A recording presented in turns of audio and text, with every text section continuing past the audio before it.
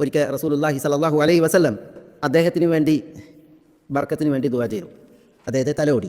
അതുകൊണ്ട് തന്നെ യാസാ ഇബ്നു യസീദ് റളിയല്ലാഹു അൻഹു അദ്ദേഹത്തിൻ്റെ ശാരീരിക പ്രകൃതം വാർദ്ധക്യത്തിലും അദ്ദേഹത്തിൻ്റെ തലമുടി മിൻഹാമത്തിഹി ഇലാ മുഖദ്ദിമത്തിഹി മുർദാവ് മുതലും ഇതുവരെ കറുത്തിട്ട് മുടി.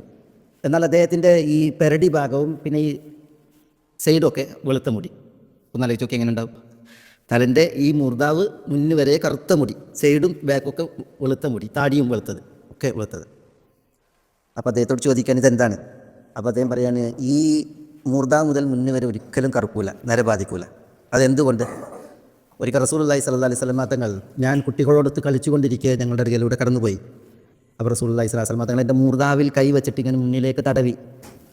എന്നിട്ട് അല്ലാഹുമ്മ ബാരിക് ഫീഹി, അള്ളാഹുവെ ബർക്കത്തരുളി എന്ന് ദുആ ചെയ്തു. അതുകൊണ്ട് തന്നെ ആ ഭാഗം ഒരിക്കലും വെളുക്കണ പ്രശ്നമല്ല, നര പിടിക്കണ പ്രശ്നമല്ല അദ്ദേഹം പറഞ്ഞു എന്നാണ്.